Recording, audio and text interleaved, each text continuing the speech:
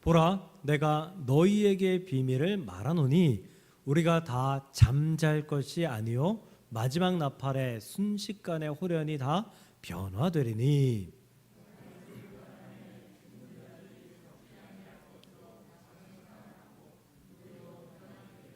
이 썩을 것이 반드시 썩지 아니할 것을 입겠고 이 죽을 것이 죽지 아니함을 입으리로다.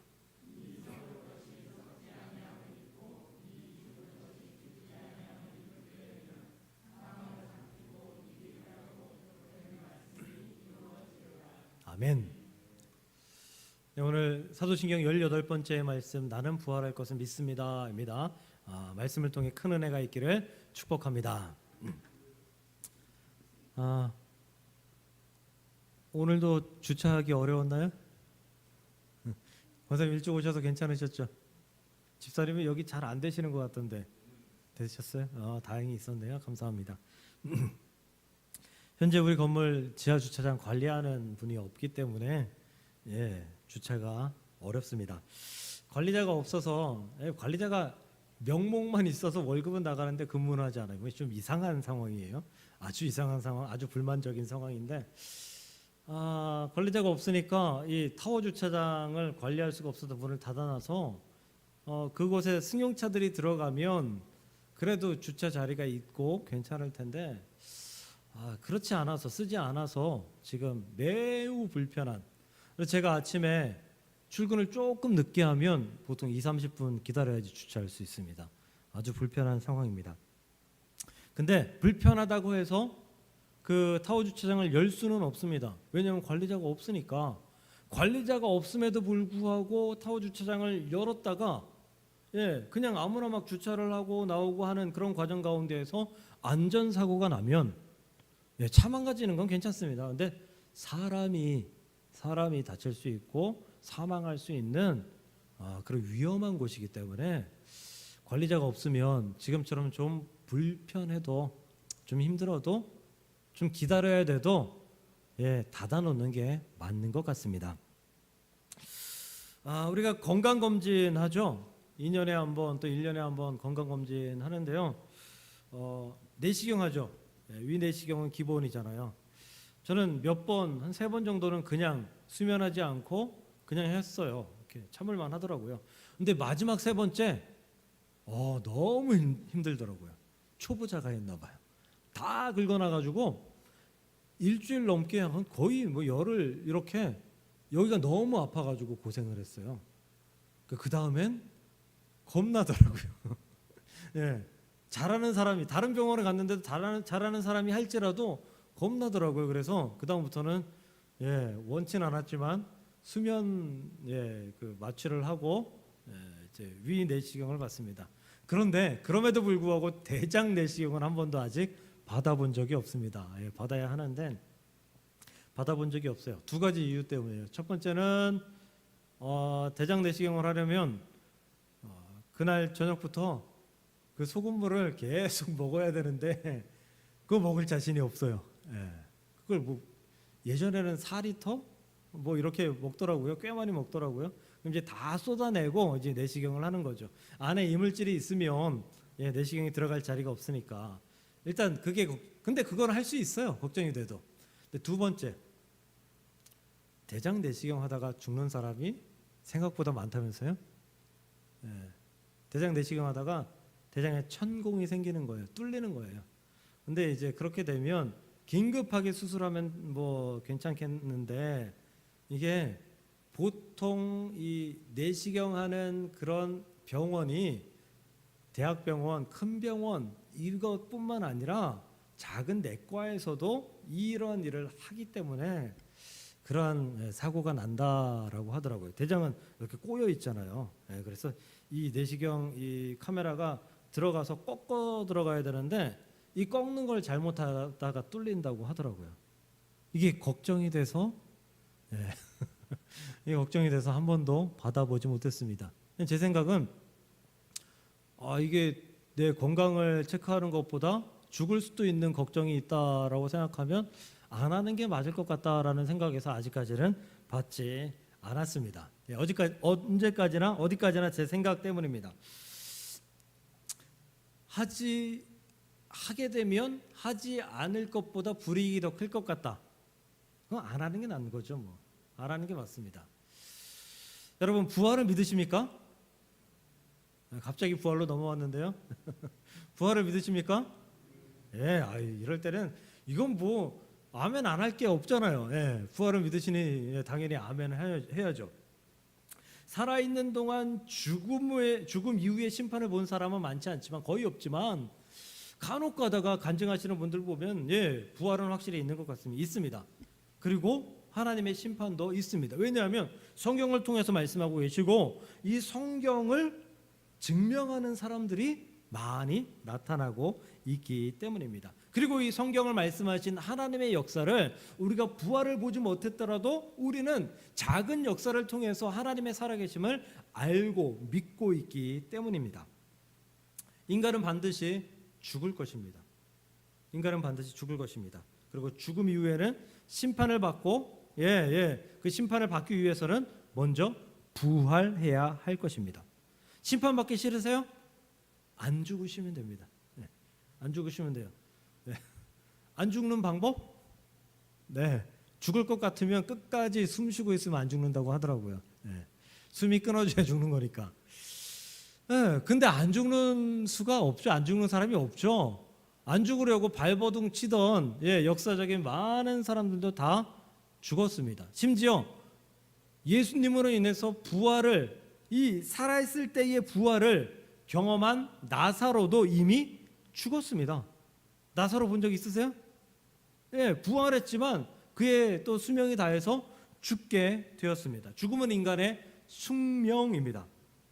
그러므로 이 숙명인 죽음을 준비해야 합니다.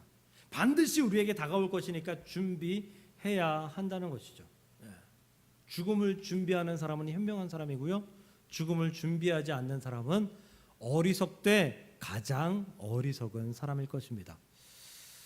이 죽음은 나이와 상관없습니다. 오는 것은 뭐 순서가 있지만 가는 것은 순서가 없다, 이런 이야기 있죠. 제가 납골 땅에 갈 일이 꽤 있는데, 장례 때문에 갈 일이 꽤 있는데 가 보면 정말 안타깝게도 어린 아이의 그 뭐라 그래요? 납골함, 유골함? 이 어린 아이 유골함을 볼 때가 많아요. 거기 안치하고 그냥 주변 슥 한번 보면 있어요. 20대에 죽은 사람들 엄청나게 많아요. 그러므로 우리는 나이에 상관없이 죽음을 준비해야 합니다. 우리는 죽음을 준비함으로 하나님께서 말씀하신, 명령하신 성경의 많은 부활의 요소들을 우리 안에 준비하며 살아가야 될 그런 책임과 의무가 있는 하나님의 백성인 줄로 믿습니다.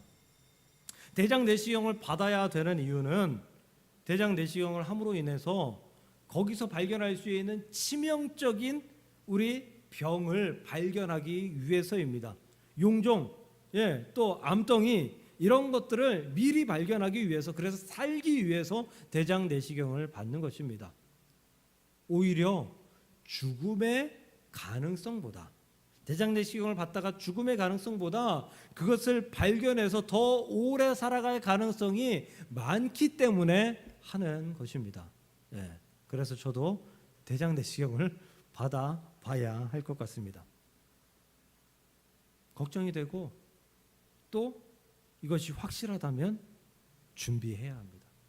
죽음을 준비해야 됩니다. 죽음도 확실하고 부활도 확실하고 심판도 확실합니다. 이 모든 것들을 준비하며 죽음도 부활도 심판도 나의 영생, 나의 천국의 삶을 방해하지 못하도록 준비하며 살아갈 수 있는 저와 여러분들이 될 수 있기를 주의 이름으로 축복합니다. 세상에서 죽음은 끝을 의미하죠. 끝. 죽음은 끝이다라고 이야기합니다. 하지만 하나님은 죽음을 끝이라고 이야기하지 않습니다. 사도 바울은 오늘 말씀을 통해서 죽음을 잠잔다라고 표현하고 있습니다. 잠이라고 표현합니다. 죽음이 잠이라는 표현은 다시 깬다라는 의미죠. 깨어서 심판대 앞에 설 것이다. 이 깨는 것을 부활이다라고 말할 수 있는 것이죠. 그러므로 그리스도인들에게는 죽음이 소망이 됩니다. 그러므로 그리스도인들에게는 죽음이 끝이 아니라 새로운 산 소망이 되는 줄 믿으시길 바랍니다. 심판으로 말미암아 우리가 그토록 바라고 또 바라던 그 천국에 입성하게 될 그러한 단계로 우리가 죽음을 맞이하고 부활을 맞이하고 심판을 맞이한다는 사실을 기억하며 오히려 소망을 가지고 기대하고 기대하는 삶을 살아갈 수 있기를 주의 이름으로 다시 한번 축복을 드립니다. 나는 부활을 믿습니다. 나는 부활할 것을 믿습니다. 이 고백이 그러므로 우리 안에서 반드시 떠나지 말아야 합니다. 부활을 믿는 자가 반드시 거쳐야 하는 단계가 있습니다. 우리가 잘 아는 구원의 단계입니다. 구원을 받지 않으면 부활해도 문제가 심각해집니다. 세상에서 가장 어리석은 또 다른 사람, 부활을 믿는데 구원을 받지 못한 사람. 부활을 믿으면 당연히 구원을 받아야죠. 왜냐하면 부활하면 천국과 지옥으로 나뉠 것이라는 것을 알기 때문에 그것을 준비하지 않으면 문제가 심각해집니다. 구원에 확신 없이 부활을 믿을 수 없기 때문입니다. 이 구원은 과거의 구원, 현재의 구원, 미래의 구원으로 나눕니다. 과거의 구원은요, 이미 내가 받은 구원을 말합니다. 여러분들 이미 구원 받으신 줄로 믿습니다. 네. 로마서 10장 9절을 보면 네가 만일 네 입으로 예수를 주로 시인하며 또 하나님께서 그를 죽은 자 가운데서 살리실 것을 네 마음에 믿으면 구원을 받으리라. 우리가 예수를 시인했고 우리의 마음으로 믿습니다. 그러므로 우리는 구원을 받은 자들입니다. 할렐루야. 우리는 그 구원 때문에 이 자리에 앉아있는 자들입니다. 요한복음 5장 24절입니다. 내가 진실로 너희에게 이르노니 내 말을 듣고 또 나 보내신 이를 믿는 자는 영생을 얻고 심판에 이르지 아니하나니 사망에서 생명으로 옮겼느니라. 여기서 옮겼느니라가 굉장히 중요해요. 겼느니라가 중요해요. 겼느니라? 예, 맞네요. 겼느니라. 왜냐하면 과거이다라는 거예요. 옮기고 있다. 옮길 것이다 라가 아니라 예수님을 믿고 구주로 시인하고 고백한 사람은 이미 사망인 자리에서 생명인 자리로 예수님께서 하나님께서 옮겨 놓으셨다라는 의미이죠. 그러므로 우리는 과거에 받은 구원을 확신하며 살아가야 합니다. 예수님은 의도적으로 이것을 과거로 표현하신 것을 우리가 볼 수 있는 거예요. 현재의 구원은 우리 요즘 수요예배 때 야고보서 보고 있거든요. 야고보서 말씀 보시면 현재의 구원을 알 수 있어요. 야고보서에는 가장 중요한 것이 구원받은 자는 말과 행동으로 구원받은 자의 말을 하고 구원받은 자로서의 말을 하고 구원받은 자로서의 행동으로 실천해야 된다라고 강조하는 게 야고보서의 말씀이거든요. 야고보서의 말씀은 구원받은 자의 삶에 가장 중요한 말씀이에요. 성경에서. 야고보서의 말씀은 우리가 그리스도인으로서 어떻게 살아가야 될지를 아주 기본적으로 말씀해주고 있는 아주 성경의 보물 같은 성경의 아주 야고보서 말씀이에요. 이는 우리가 속해 있는 성결교단의 사중복음과도 비슷합니다. 사중복음이 뭐죠? 우리 제 안사람이 사모가 질문 좀 하지 말라고 그러는데 네, 뭐 스타일이 이런 걸 어떻게 해요? 이거 뭐 어제 오늘 일도 아니고 네. 사중복음 기억하세요? 중생 고전에 하나 더 있는데 성결교단인데 성결 빼먹으면 어떡해요? 그리고 신유 그렇죠, 재림. 중생, 성결, 신유, 재림입니다. 중생은 거듭남, 구원을 이야기하는 거죠. 그리고 성결은 성화, 성결한 삶, 성화, 예수 그리스도를 닮아가는 삶, 이것을 이야기합니다. 즉 과거에 받은 구원을 성결, 성화의 삶으로 살아가고 있는 모습, 그리스도를 닮은 삶의 모습으로 살아가는 그 모습, 그게 너의 현재의 구원의 모습이다라는 거죠. 그러니까 내가 과거에 구원받은 확신은 있어요. 근데 현재 나는 그리스도인답게 살아가지 않아요. 그러면 과거의 구원에 문제가 생겼다라는 것을 인지해야 돼요. 잘못하면, 자칫하면 사도 바울이 말씀한 것처럼 구원에서 다시금 탈락되는 상황이 생기게 될 수도 있다는 것이죠. 그래서 성결한 삶, 성화의 삶, 그리스도를 닮은 삶을 살아가는 그런 모습을 현재의 구원이라고 이야기할 수 있고요.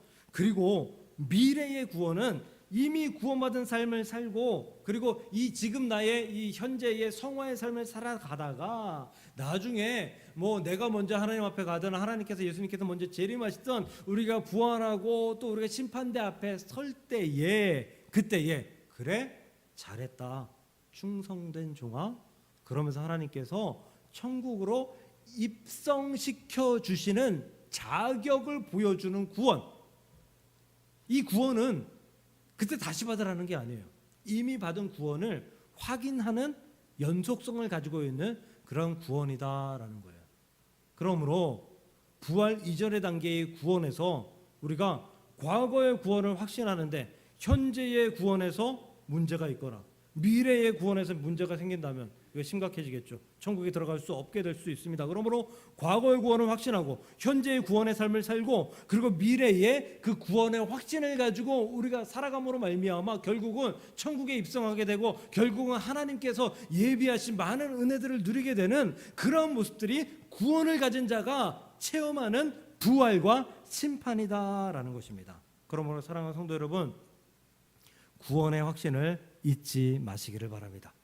구원의 확신이 항상 내게 확인될 수 있기를 주의 이름으로 축복합니다.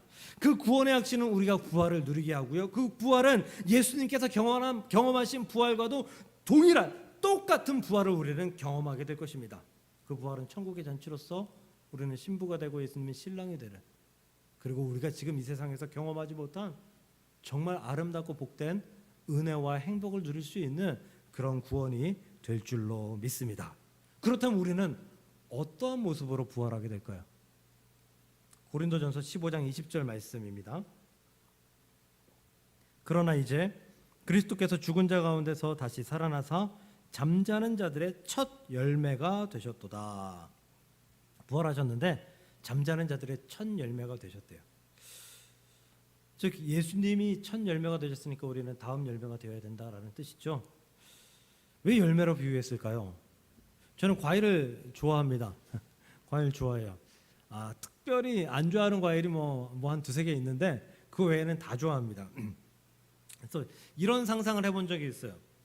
여름에는 집 마당에 나무 한 그루를 탁 심어놓고, 여름에는 그 나무에서 포도도 먹고 또 다른 한편에서는 복숭아가 열려서 그렇게 먹게 되는, 여름 과일들은 채소들이 많더라고요. 수박, 참외. 수박은 과일인가요? 채소인가요? 또 뭐 딸기는 봄 과일인가요? 하여튼 이것들은 채소잖아요. 포도도 열리고 복숭아도 열리고, 가을 되면 그 나무에서 사과도 열리고 배도 열리고, 겨울 되면 그 나무에서 귤도 열리고 한라봉도 열리고. 이러면 참 좋을 것 같은데, 그럼 나무 키우는 재미가 쏠쏠할 텐데 라는 생각을 해본 적이 있는데 말도 안 되는 생각이죠. 예수님 오시기 전까지 이루어질 수 없습니다. 왜냐하면 나무는 그 열매로 알 수 있게끔 그 나무의 이름이 정해져 있기 때문이죠. 사과가 열리면 사과나무, 배가 열리면 배나무, 복숭아가 열리면 복숭아나무, 귤이 열리면 귤나무, 이렇게 정해져 있기 때문입니다. 나무는 열매를 보고 알 수 있는 것이죠. 어느 날 우리는 거울을 보고 깜짝 놀랄 것입니다. 아마 우리 김수자 권사님 연세, 아니 우리 박 집사님 연세도 그러지 않을까 싶은데, 어느 날 거울을 딱 봤는데 거울 안에 내 어머니가 있어요. 거울 안에 내 아버지가 있어요. 못 느끼셨어요? 여자분들이 특히 많이 느낀다고 하더라고요. 내가 어머니의 모습을 닮고 싶은 모습이 있어요. 근데 어머니도 완벽하지 않잖아요. 그래서 닮고 싶지 않은 모습도 있어요. 근데 꼭 이상하게도 닮고 싶지 않은 모습이 딱 보여요. 이상하게도. 저는 아버지를 별로 닮지 않았어요. 별로 닮지 않았어요. 얼굴 모양도 그렇고 별로 닮지 않았어요. 근데 아버지의 모습을 뭐 별로 닮고 싶지도 않아요. 근데 아버지가 돌아가시기 몇 해 전부터 머리가 좀 빠지시기 시작했거든요. 그러니까 머리숱이 좀 빠졌다는 거죠. 대머리는 아니었어요. 근데 그 모습 중에서 아버지 모습 중에서 제가 여기 이렇게 보면 살짝 이렇게 M자가 있거든요. 살짝. 네. M자형 탈모 들어보셨어요? 아버지 모습이 이랬어요. 살짝 들어가 있었어요. 근데 저는 그만큼은 아니어도 조금 들어간 모습, 예전보다 좀 더 들어간 모습이 보여요. 그래도 걱정할 단계는 아닙니다. 그래서 제가 머리숱이 많은 편이거든요. 걱정할 단계는 아닌데 거울 보면서 어쩌다 한 번씩 이게 자꾸 들어가는 것 같은데 라는 생각이 들어올 때 그럴 때가 있습니다. 왜요? 아버지의 유전자가 저한테 그대로 있는 거죠. 어머니의 유전자가 여러분들한테 저한테 그대로 있는 거예요. 그 나무래 그 밥이죠 뭐. 그 유전자를 심었으니 그 유전자의 열매가 나올 수밖에 없는 것입니다. 닮고 싶고 또 닮기 싫지만 그 얼굴, 그 머리, 그 몸매 닮아갑니다. 심지어 말투도 닮아갑니다. 성격도 닮아갑니다. 어쩔 수가 없습니다. 우리는 하나님의 자녀입니다. 예수님의 자녀입니다. 예수님을 닮아야 합니다. 하나님을 닮아야 합니다. 우리가 얼굴 모양은 닮아가기가 어렵겠지만 그럼에도 불구하고 예수님의 모습과는 닮아가야 합니다. 예수님을 바라보고 예수님을 선망하며 예수님이 살아간 삶대로 살아가기 위해서 노력한다면 닮을 수밖에 없습니다. 닮아서 예수님이 부활의 첫 열매가 되신 것처럼 우리도 그 똑같은 열매를 맺어야 하는 줄 믿으시길 바랍니다. 그 부활의 열매를 반드시 맺어야 합니다. 예수님은 33살의 나이로 죽으셨고 부활하셨습니다.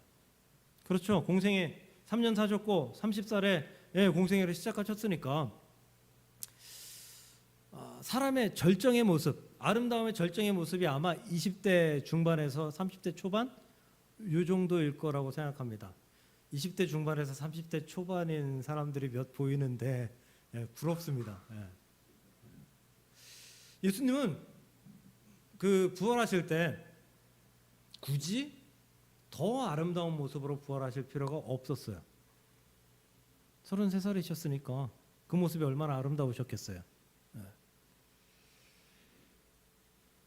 근데 만약에 예수님께서 30살에 공생애를 시작하셨는데 50년 동안 사시다가 80세에 돌아가셨다. 우리 도보인 권사님, 제가 지금 권사님의 모습이 나쁘다라고 이야기하는 거 아니에요? 권사님의 모습 그대로 부활하시고 싶으세요? 지금 모습 그대로? 죽을 때 모습 그대로? 나중에? 아니죠. 권사님도 아리따운 처녀 시절이 있었잖아요. 그 모습으로 부활하고 싶잖아요.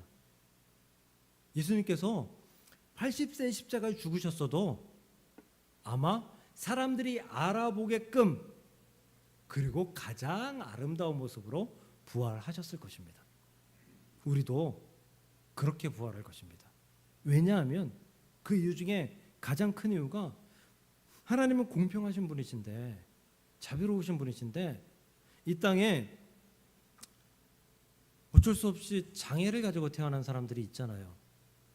손발이 없거나 아니면 좀 뇌성마비라던가 장애를 가지고 태어난 분들이 있잖아요. 그럼 그분들이 부활할 때 장애를 그대로 가지고 부활하셔야 할까요? 그건 아니겠죠. 그렇다면 그분들을 아름답게 부활하게 하실 거다라는 확신이 있다면 우리도 아름답게 부활될 거예요. 가장 예쁠 때, 가장 아름다울 때. 뭐 그렇다고 굳이 성형 수술 시켜놓고 부활하게 할 필요는 없겠지만 가장 아름답고 가장 행복할 때로 우리는 부활하게 될 것입니다. 그러므로 나는 부활할 것을 믿습니다라고 고백하는 것은 그리스도인의 아름다운 부활을 고백하는 것입니다. 내가 아름답게 부활할 것을 고백합니다. 내가 하나님께서 내게 주실 그 은혜 속에서 정말 행복을 누리며 천국을 살아갈 그 아름다운 천국, 아름다운 나의 모습, 아름다운 하나님의 사랑, 그 모든 것을 내가 경험하게 될 것을 믿습니다 라는 고백이라는 사실을 믿으시고, 이 부활이 그저 내가 천국에서 부활할 것입니다 막연하게 고백하지 마시고, 그 아름다운 부활을 상상하고 그 아름다운 부활을 기대하며 소망하며 이렇게 고백하며 나아갈 수 있는 저와 여러분들 될 수 있기를 주의 이름으로 축복합니다. 부활을 열매로 표현하는 것은 하나님의 의도적인 표현입니다. 열매에서 나오는 씨로 말미암아 새로운 나무가 탄생하고 그 나무는 또 다른 열매를 맺게 되는 거죠. 같은 열매를 맺게 됩니다. 씨앗이 그 씨앗이 새로운 열매를 맺기 위해서는 죽어야 한다라고 말씀하고 있죠. 요한복음 12장 24절이에요. 내가 진실로 너에게 이르노니 한 알의 밀이 땅에 떨어져 죽지 아니하면 한 알 그대로 있고 죽으면 많은 열매를 맺느니라. 죽어야 한다라고 말씀하고 있습니다. 죽어야 열매를 맺을 수 있다 말씀하고 있습니다. 이게 무엇을 이야기하는 것입니까? 열매를 맺기 위해서는 너 희생해야 된다, 헌신해야 된다라고 말씀하고 있는 것입니다. 부활을 열매로 표현하신 것은 우리가 중생, 거듭남, 구원을 받았고 성결과 성화의 삶을 살아갈 때에 그 성결과 성화의 삶을 통해서 그저 나만 아름답고 나만 훌륭하며 나만 괜찮은 삶을 살아가는 것이 아니라 이 삶을 예수 그리스도처럼, 예수 그리스도의 제자들처럼 우리가 전하며 희생하며 살아가야 된다라는 그 하나님의 의도와 명령이 숨어 있는 비유가 열매의 비유라는 것입니다. 세상은 발전하고 있습니다. 성장하고 있습니다. 그리고 성장하면서 가장 강조하는 것이 개개인의 풍요와 편안함입니다. 더 좋은 집에서 살아라. 더 큰 집에서 살아라. 더 좋은 차, 큰 차를 타라. 더 좋은 가전제품을 써라. IT에 뒤처지지 말아라. 온갖 이야기들을 하면서 개개인들을 설득합니다. 그리고 거의 대부분의 사람들은 이 말에 설득되어 있습니다. 더 좋은 것, 더 편안한 것, 물질적으로 더 풍요로운 것, 이게 세상 거의 대부분의 사람들의 목표가 이미 된 지 오래입니다. 마치 그걸 누리지 못하면 실패한 사람처럼 이야기도 합니다. 실패한 사람처럼 이야기해요. 작은 차를 타는 사람 무시하고요. 같은 아파트에 살아도 요즘에는 임대 아파트 있죠. 같은 단지에 임대 아파트 산다고 아이들을 서로 어울리지 못하게 합니다. 저는 그런 사람들한테 다 모아놓고 한마디 하고 싶어요. 너희들 그렇게 차별하냐? 너희도 차별 받고 있다라고 말하고 싶어요. 차별에 상관없는 사람은 최상위 사람이에요. 최상위. 그저 아파트 한두 채 가지고 있다? 예, 그저 뭐 몇십억 가지고 재산을 굴리고 있다? 아니요. 그 사람도 더 높고 더 많이 가진 사람한테 차별 받을 수밖에 없습니다. 그런데 세상은 우리에게 자꾸만 그걸 강조해요. 근데 더 아이러니한 거는요. 그렇게 강조하면서 그런 기업들이 공익 광고를 내요. 함께 살자고. 같이 살자고. 가치 있게 살자고. 그런 공익 광고 본 적 많으시죠? 대기업에서 해요. 대기업에서. 물론 나라에서도 하지만. 저희 웃기지 말라고 속에서 나와요. 그게. 왜요? 그 사람들이 강조하는 건요. 너희들이 편안하고 너희들이 많이 누리고 너희들이 지금 우리가 강조하는 모든 것들을 다 누려. 그리고 그 상황에서 정말 너희들이 그 누리는 것을 만족한다면 그때 이제 너희들이 좀 나눠봐. 이 이야기나 마찬가지거든요. 한쪽에서는 이것을 강조하고 한쪽에서는 반대 것을 강조하는 그런 어폐가 있는 아이러니한 그러한 광고를 하고 있다는 거예요. 세상 사람들은 그래요. 세상 사람들은 더 가져야지, 더 많아야지, 더 풍족해야지, 그리고 나눠야지. 물론 아닌 사람들도 있어요. 없음에도 불구하고 그리고 자신이 가지고 있는 것들의 많은 퍼센테이지를 나눠주는 사람들도 세상에 많아요. 그런데 그 많은 사람들을 숫자로 보면, 우리나라 국민의 숫자로 보면 너무 적어요. 너무 적어요. 이게 세상의 이치입니다. 그런데 그리스도인들의 이치는 달라요. 달라야 합니다. 그리스도인들도 나눠야 되죠. 같이 살아야죠. 함께 살아야죠. 그런데 당신들이 많을 때, 많이 누릴 때, 편안할 때, 많이 가졌을 때, 다른 사람 위에 군림했을 때, 이때 같이 나누고 이때 함께 해라 라고 강조하는 건 그리스도인들이 아닙니다. 그리스도인들은 지금 아직 부족하지만 지금 많은 것 나누라고 말하지 않습니다. 작은 것을 우선으로. 우리의 월급에서 뭐 0.1%, 1% 아주 작은 부분에서 다른 사람들을 위해 사용하고 다른 사람들을 위해 구제하고 다른 사람들을 위해 썼을 때에 그 행복과 은혜를 누릴 수 있게끔 가르치는 것이 교회 그리스도인들이다라는 것입니다. 그게 함께 사는 세상입니다. 세상에서 강조하는 너희들 많이 갖고 많이 가진 것에서 나누라라고 강조하는 이 세상은 절대 오지 않습니다. 절대 오지 않아요. 가면 갈수록 빈부의 격차는 더 커져갈 것이고요.